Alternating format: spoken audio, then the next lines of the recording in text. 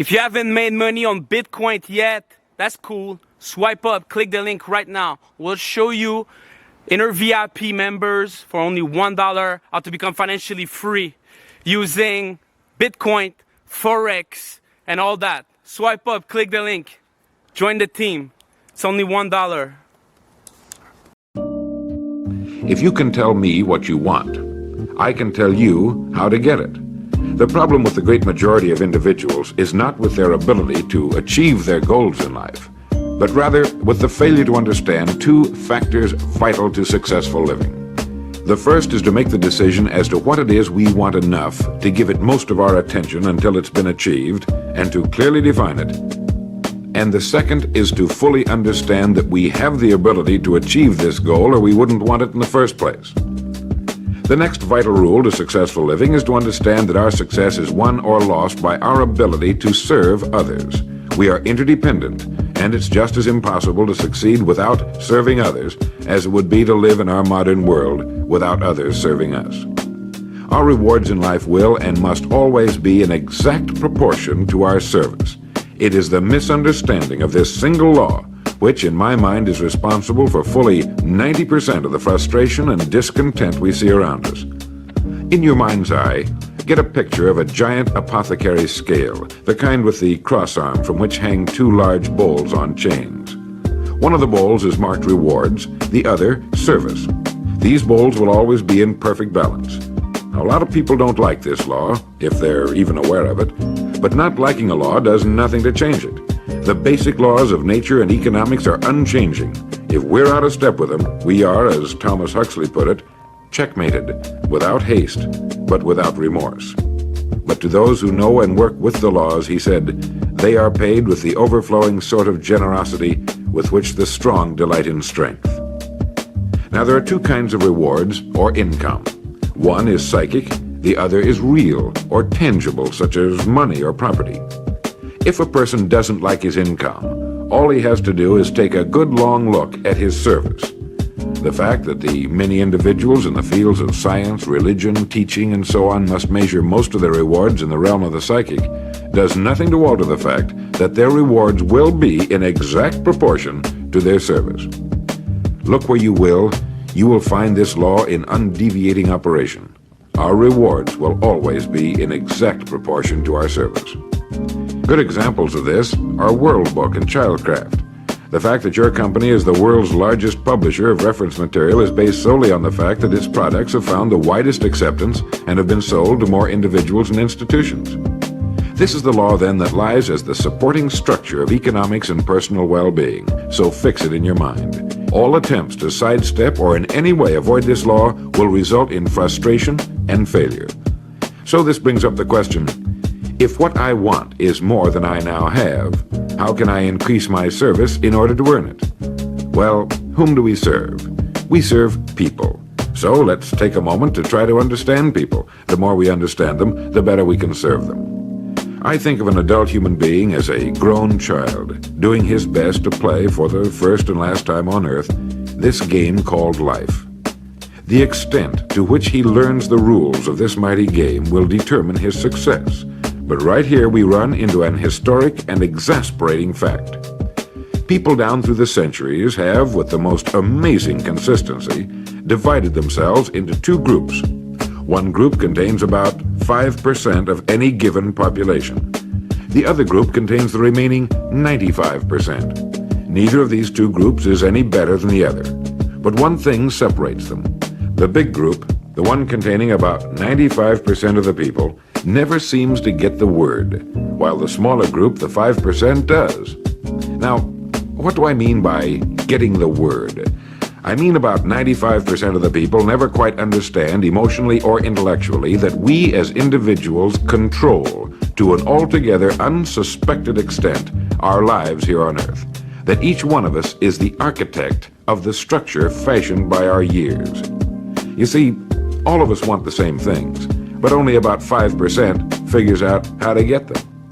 I think it's perfectly stated in your World Book booklet titled Opportunity Unlimited. It says, within each of us burn two unquenchable ambitions, to serve importantly and to gain financial independence. Both of these worthwhile goals are within the reach of all of us, man or woman. But according to statistics, only about 5% achieve both of them. Why? Let's look at it logically. Every human being has a tendency to think, act, and talk like those by whom he is surrounded. This is environment, and it exercises an enormous influence on our lives. We've already pointed out that 95% don't seem to get the word in life. Then it follows that in the case of any given individual, the odds are 95 to 5 that he is surrounded by the larger group. And since a body in motion tends to remain in motion until acted upon by an outside force, that he will continue to conform to his group unless we can do a better job of serving him through knowledge.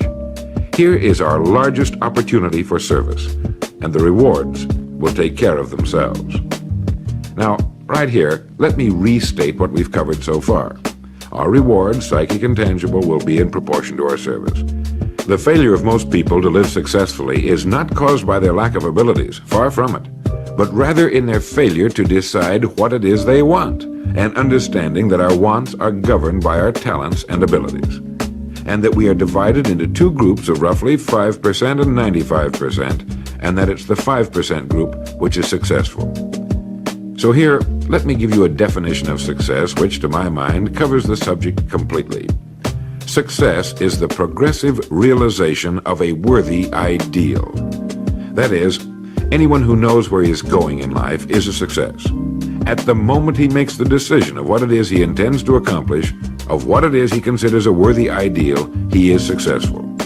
Once this goal has been accomplished, he is again, by our definition, a failure, until he establishes a new goal toward which to work.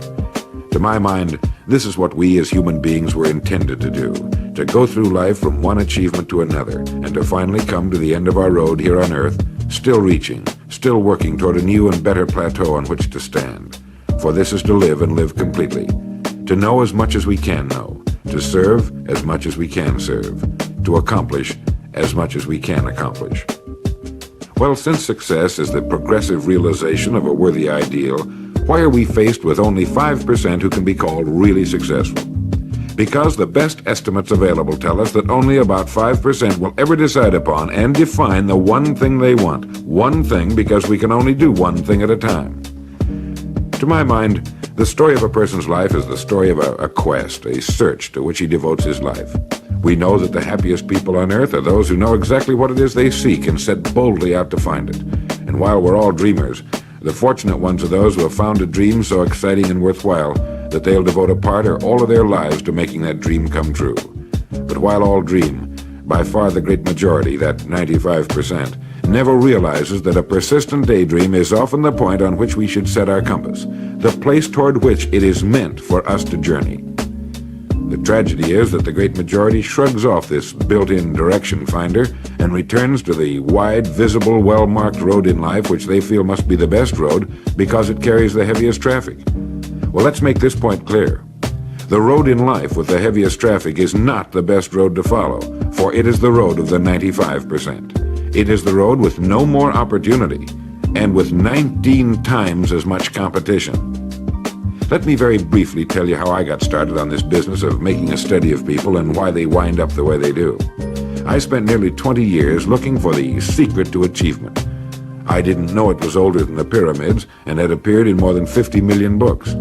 It started in 1933 during the last depression for me. I was bothered by the difference that existed between what I had been told and what I could see around me. For example, I had been told that man was God's noblest creature and had dominion over all the earth and all its other creatures. I knew this was true, but in my neighborhood the creatures were eating better than we were, and I wanted to know why so many were poor when there was such abundance on the earth. They had no money, but there was still as much as there'd been a few years before. Where it had gone? They had little education, yet education was on every side of them. They had very little food, yet it was raised in abundance. They lived in inadequate and ugly dwellings, yet there were good homes for sale. Well, it was apparent to me that these people didn't have the answer to the problem. They were good people, but they didn't have the answers. Here were people who were discouraged and confused in a world which should have been filled with challenge and excitement. It's true that we were in a period of general depression, but to the thinking individual, this represents another problem to be solved, another challenge to overcome. And to many, it was the thing that sparked their greatest accomplishments. I remember reading something once about discouragement. It was a fable about a devil's sale, and he had his many wares on display. There was the rapier of jealousy, the dagger of fear, the strangling noose of hatred, each with its high price. But on a purple pedestal, gleaming dully in the light, was a worn and battered wedge. This was the devil's most prized possession, and it was not for sale, for with it alone he could stay in business. It was the wedge of discouragement. Well, as I remember it, the people in my neighborhood were a pretty discouraged lot. Now, discouragement can only come from one of two things. One, a lack of information, or two, a situation over which we can exercise no control. It is very seldom that we're faced with number two. Almost all discouragement can be traced to a lack of information. If you find yourself falling from the top of a high building, you could justify discouragement, but it can be traced to your having made the fatal step, and that was a lack of information about the law of gravity. When I asked these people why we were in the fix we were in, they did a very human thing. They blamed other people. They looked everywhere for the answer except where it really was, within themselves. These were the 95%.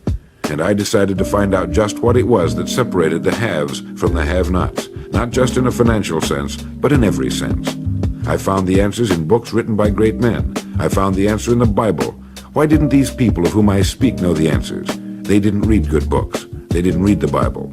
Everyone owned one because it was fashionable, like a set of Shakespeare, but they didn't read that either. They were discouraged because they lacked information. They didn't know the rules of this game called life, and they had been checkmated, without haste, but without remorse.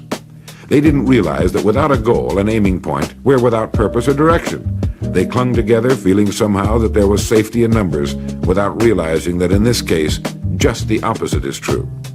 They didn't know that if we conform to the big group, the odds are 95-5 that we'll miss the boat in life in almost every vital and important aspect of living. To prove this, you need only take a look at human history. Of all the billions of human beings who've lived on Earth, all great advances, all great ideas have come from just a handful, a few thousand out of billions. Now, how have the people as a group reacted to the great ideas? Every great leader and thinker, from Socrates to the Wright brothers, has been scorned, ridiculed, poisoned, imprisoned, stoned, pilloried, burned at the stake, or crucified. Mankind as a group has made a consistently grisly game of tormenting his saviors. Why? Lack of information, lack of knowledge. It comes from following the wrong crowd. What can we learn from all this as individuals? Two things. One, to amount to anything as individuals, we've got to be individuals. We've got to have individual goals, individual thinking, individual action. And two, we must never conform to the great mass of people. We must love them, help them, for our joy and success will be determined by the extent to which we serve them. But we must never lose our individuality and identity by permitting ourselves to be submerged in this suffocating sea of indirection and purposelessness.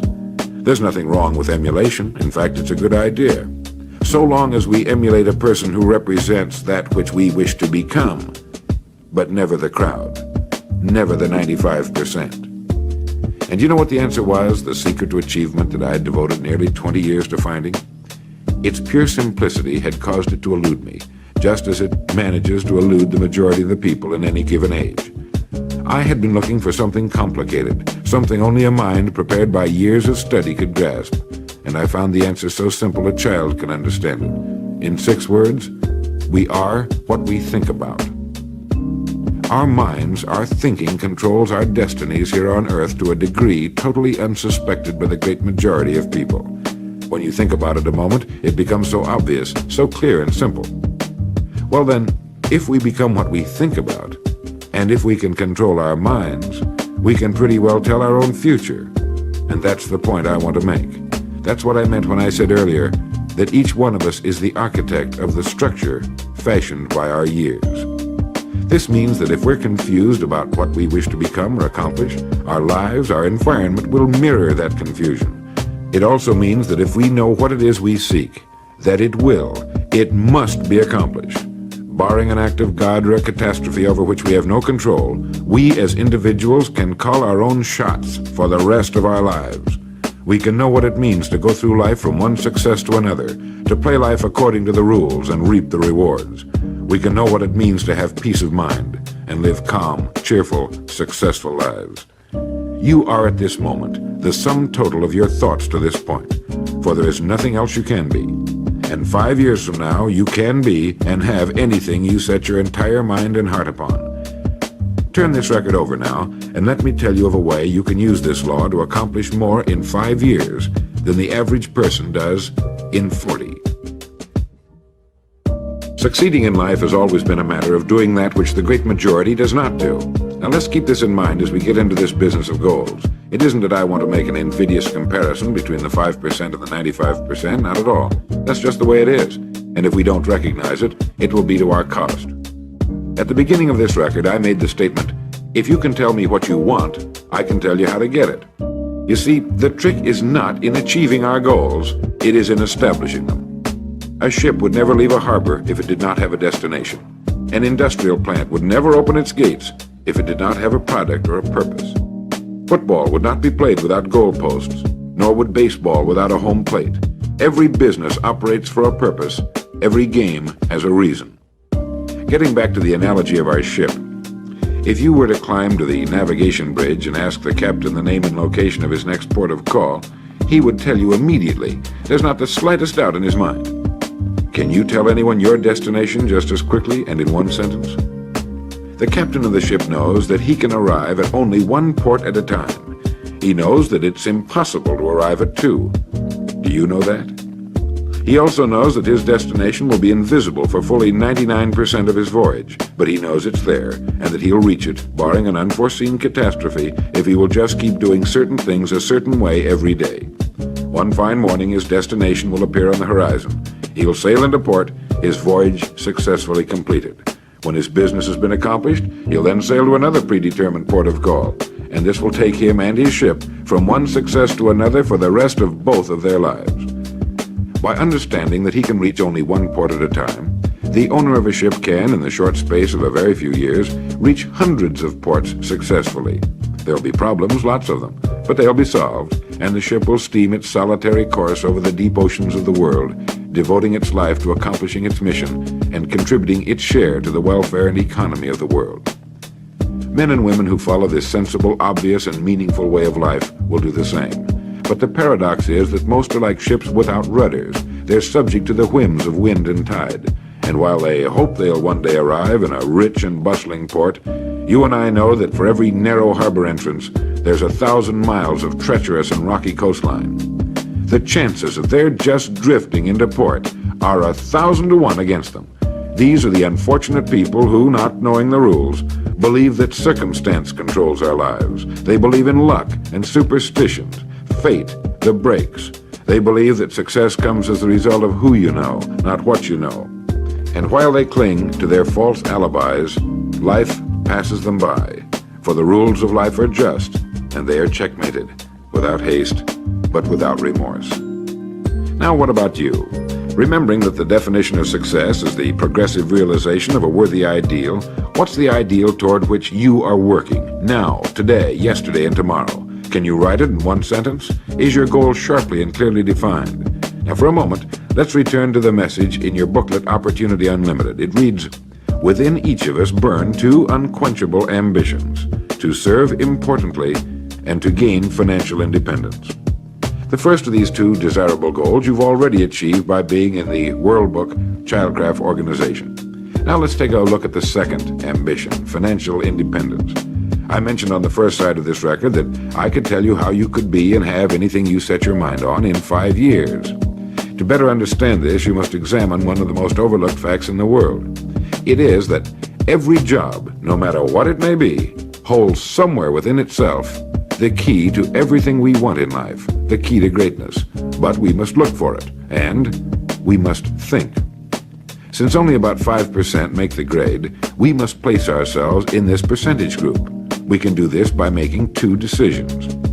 The first is to decide once and for all that this is what you're going to do for a living, that this is going to be your career, since its opportunities are unlimited and it's constantly growing with our dynamic economy and our exploding population. In the past 13 years, World Book sales have increased 800%, and even this enormous volume is expected to double in the next 5 years or less. I think you can easily see that by being in this business now, your future is unlimited in this organization, both from a career and economic standpoint. It is being undecided, uncommitted about what we're going to do that keeps us from doing our best. We're working with one hand and looking around with the other. As a result, we do neither satisfactorily. And remember, this work contains within it the road to greatness, the key to anything you want for yourself and your family. Hundreds of people have already proved this in the last few years, so make the decision once and for all. Once this has been made, you'll feel as though a weight has been lifted from your mind. Perhaps for the first time in your life, you'll know where you are in the world. You know you have a place where you can serve, where you're needed and respected, where what you're doing is important. Once this decision has been made, we come to the second. Decide to become a professional at your business. We can either compete or create. If we compete with all the other people in our line of work, we must be willing to accept the same rewards. If that's what we want, fine. But if we want to become professionals at what we do, then we must create. And when we begin to do this, there's no limit to that which we can achieve. We hear a lot these days about a word called security. Everyone wants security, but not 1 in 10 can tell you what it is. Most people will tell you that security rests with a job. This is impossible. There is no such thing as a job that represents security. Anyone with a job can lose it for any one of 1,000 reasons at any time. Those people I saw back in 1933, demoralized and afraid, thought that a job represented security. And when it had been taken from them, they had lost everything. They found themselves lost in a world they didn't understand. No, a job cannot represent security. There is only one place on earth you can find security, and if it isn't there, it isn't anywhere. It's inside of a person, never outside. If a man has security inside, where it belongs, his wife and children can feel it when he sits down to eat with them, and they're warmed by it. If a man has security inside where it belongs, you can see it walking down the street, and you can feel it when he enters a room. That's security, and you can't take it away from him. You can take away his money, his home, everything but a wife who's willing to start over, and most of them are, and drop him anywhere in the country. Go back in a year and he'll be doing just as well as when you found him the first time. You can't keep a good man down, no matter what you do to him. Like cream on milk. You can shake it all day, but just set it down for a while and it'll bounce right to the top again. This man or this woman has security, where it belongs. And do you know where it comes from? It comes from doing what we do for a living surpassingly well. It comes from being a pro in a world of amateurs. Becoming a pro isn't difficult. It comes from knowing what to do with time. It comes from knowledge, planning, and working. First, knowledge. This means learning everything we can about what we sell, about World Book, Childcraft, and our sales material. Learning everything we can about people, since that's who we sell, and learning everything we can about selling, since that's our profession. What we sell, who we sell, and how to sell. Those 3 subjects would fill a large library, but we can take things one at a time, and by devoting an hour a day to study, we can become outstanding professionals in 5 years or less. And it's the professionals in this business who can write their own tickets, good times or bad. They can live where they choose, and being professionals, work when they choose. Second, planning. This means writing down the specific goal we're now working toward. It means writing in detail about the first port of call we want to reach, realizing that we can only reach one at a time. It means selecting the income we feel will represent financial independence to us. Once this has been selected, we know exactly what we must do in order to reach it. As soon as our first goal has been reached, we can set a new one. The person who does this is the person people call lucky. Good things just seem to happen to him. The so-called breaks start coming his way. But it's a result of planning and working positively that attracts the good things to us. I can't emphasize too much the importance of describing your goal in detail. If it's a beautiful new home, get the actual plans, or at least an elevation drawing of the home, and carry it with you so that you can look at it regularly. If it's a certain amount of money, write down the specific amount for the coming year to the penny, and then work your plan. Whatever your goal may be, write it down in detail. Then you're like the ship. You're on course, and you reach more successful ports in a few years than most men do in a lifetime. And third, working. Working more than the average, if we're going to achieve more than average results, is necessary, of course. But with proper planning and with knowledge, it seems easy. Moreover, to work, we need energy, and energy is inextricably linked to desire. Unless we have a desire to do a certain thing, we find ourselves without the energy. But you will never find desire without energy. Once our goal has been crystallized in our minds and we realize that we become what we think about, our doubts vanish as to whether or not we can achieve our desired ends. And with the picture of our dream in our mind, we have abundant energy. Let me quote from William James' essay on vital reserves. Compared with what we ought to be, we're only half awake. Our fires are damped. Our drafts are checked. We're making use of only a small part of our possible mental and physical resources. Stating the thing broadly, the human individual thus lives usually far within his limits. He possesses powers of various sorts which he habitually fails to use. He energizes below his maximum, and he behaves below his optimum. And then he wrote, "Excitements, ideas, and efforts, in a word, are what carry us over the dam." He goes on in this excellent essay to point out that we have deep reservoirs of abundant energy that we habitually fail to use, and that by pushing past the first false feeling of fatigue, we will find an exhilarating second wind that will take us to our goals. This is why in studying the lives of the world's great men and women, we find they seem to be indefatigable. Work meant nothing to them, because what they were doing, where they were going, filled their entire worlds. Frequently, people find it difficult to establish a goal toward which to work. Realizing that we cannot be successful without a goal, here's a good way to solve the problem. Get off by yourself and where you can think without being disturbed. Then, write on a sheet of paper a complete description of the person you would like to be and the things, in being this person, you would have.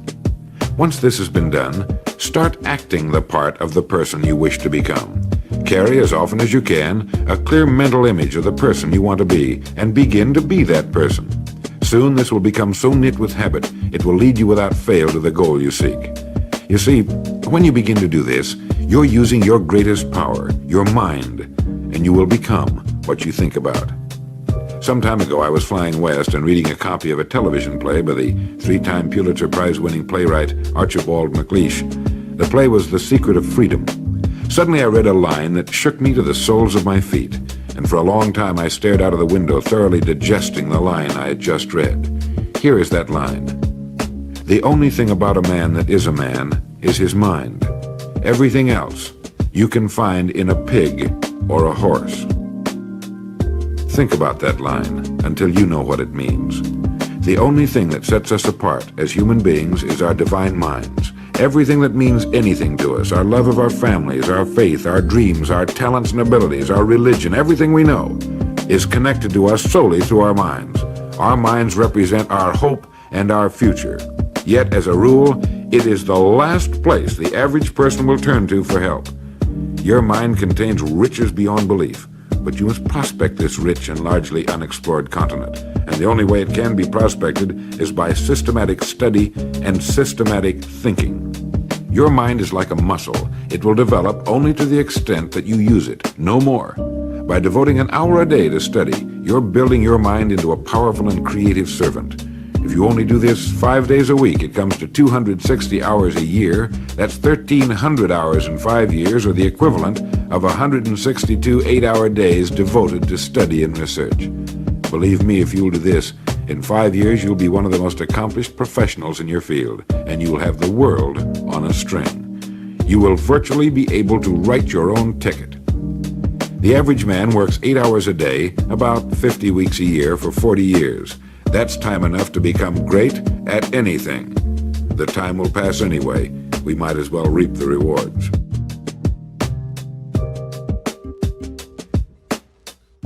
So now, let's sum up and reduce the whole thing to a workable formula, a set of rules for this game of life that cannot fail to take us to where we wish to go.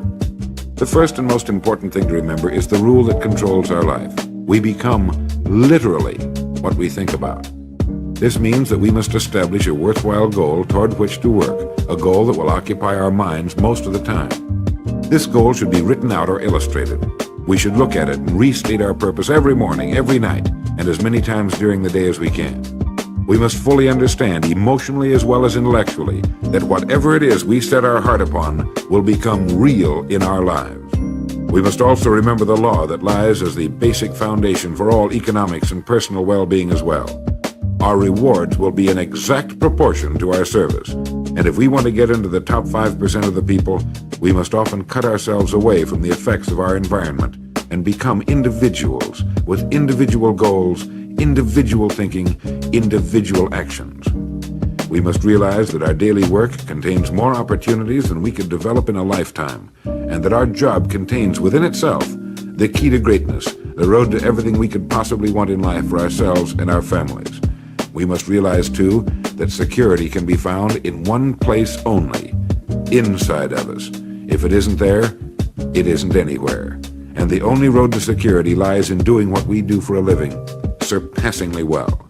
And lastly, that we must become professionals at what we do, and that becoming a pro involves knowledge, planning, and working. Knowledge of what we sell, who we sell, and selling.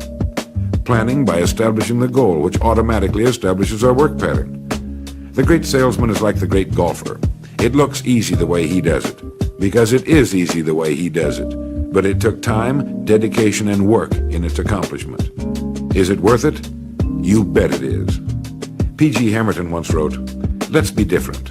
A strong life is like that of a ship of war, which has its own place in the fleet and can share in its strength and discipline, but can also go forth alone to the solitude of the infinite sea. We ought to belong to society, to have our place in it, and yet be capable of a complete individual existence outside of it. And remember the strangest secret, will you? You are now, and you will become what you think about." Thank you.